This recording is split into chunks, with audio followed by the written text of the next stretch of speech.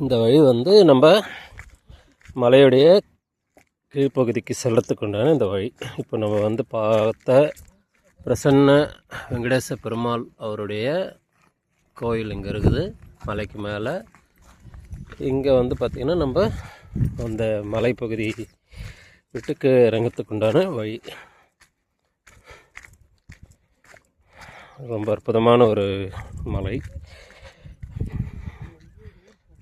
பிரசன்ன வெங்கடேச பெருமாள் மிகவும் அழகாக காட்சி தருகிறார்.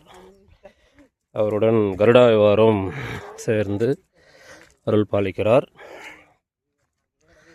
இப்போ நீங்கள் பார்த்தீங்கன்னா அந்த மலையுடைய அடிவாரம் அங்கே வெளியில் தெரியும் பாருங்கள். அந்த பக்கம் ரோடெலாம் போகுது கிராமத்துக்கு. நம்ம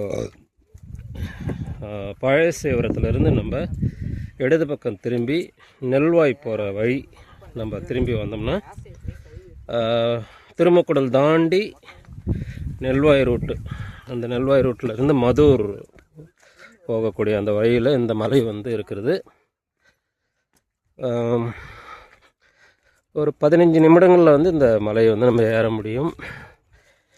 சிறிது தூரம் வந்து பார்த்திங்கன்னா இந்த மாதிரி கல் பாறைகளாக தான் இருக்குது. கீழே பார்த்திங்கன்னா ரொம்ப அற்புதமாக வந்து படிக்கட்டுகள் வந்து அமைச்சிருக்கிறாங்க. இந்த இடத்துல பார்த்திங்கன்னா இந்த மலையுடைய உச்சியில் வந்து ஒரு மண்டபம் கட்டியிருக்காங்க. அந்த மண்டபத்தில் வந்து பார்த்திங்கன்னா பெருமாளுடைய திருச்சக்கரமும் அதே போல் திருநாமமும் வந்து அந்த மலையில் வந்து பிரதிஷ்டை பண்ணியிருக்காங்க. கருடாழ்வாருடைய சிலையும் அதில் இருக்குது. இது வந்து எயில் கொஞ்சம் அந்த இயற்கை சூழல்.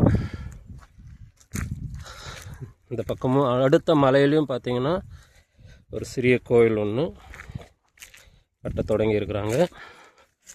இந்த பிரசன்ன பெருமாள் கோயில் வந்து ரொம்ப ஒரு நீண்ட காலம் இருக்கக்கூடிய ஒரு கோயிலாக தான் தெரிகிறது. கற்கோயிலாக இருந்த கோயில் பல வருடங்களாக இருந்ததால் அது சிதிலமடைஞ்சு இப்போ வந்து அந்த கோயிலை மறுபடியும் சீரமைக்கக்கூடிய ஒரு பணி நடைபெறுகிறது. அடுத்த ஒரு மலையிலையும் வந்து பார்த்திங்கன்னா ஒரு கோயில் கட்டுறாங்க. அந்த மண்டபத்தில் இருந்து பார்த்திங்கன்னா ரொம்ப அற்புதமான படிக்கட்டுகள் வந்து ரெடி பண்ணியிருக்காங்க. சுற்றியும் பார்த்திங்கன்னா ரொம்ப அற்புதமான ஒரு இயற்கையான ஒரு மூலிகைகள் நிறைந்த ஒரு பகுதி. குறிப்பாக வந்து இந்த இடத்துல வந்து விரலி இலை வந்து ரொம்ப அதிகமாகவே காணப்படுகிறது. அந்த விரலி இலையுடைய மகத்துவம் என்ன அப்படின்னு சொல்லிட்டு நம்ம மருத்துவர் ஐயா சங்கர் ஐயா வந்து இப்போ சொல்லுவாங்க. விரலி இலையை வந்து நல்லெண்ணெயில் வதக்கி மூட்டில் தடவணும் அப்படின்னா அது மூட்டு வலியெல்லாம் சரியாகும்.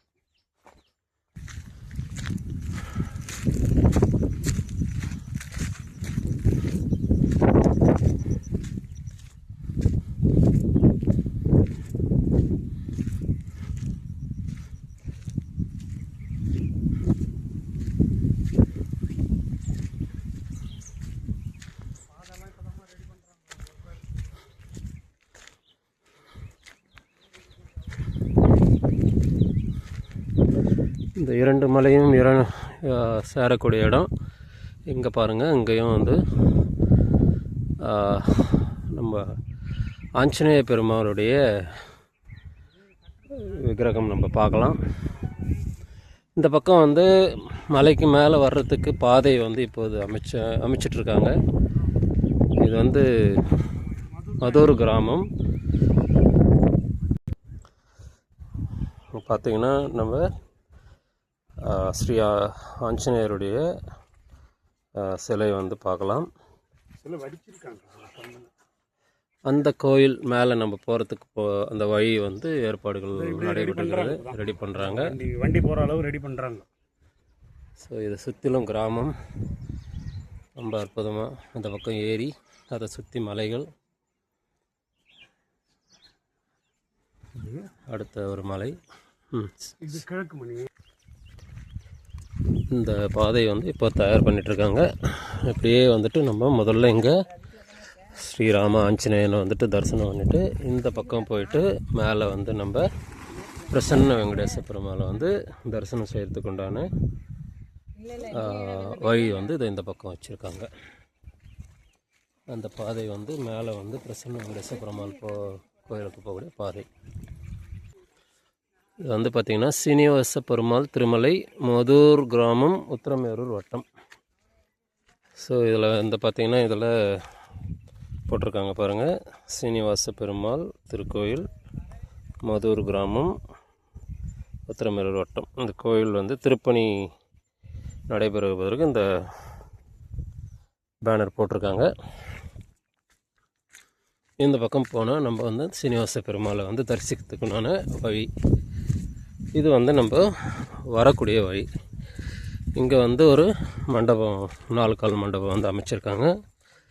இதிலிருந்து அப்படியே வந்து படி ஃபுல்லாக வந்து புதுசாக படி சீரமைச்சிருக்காங்க.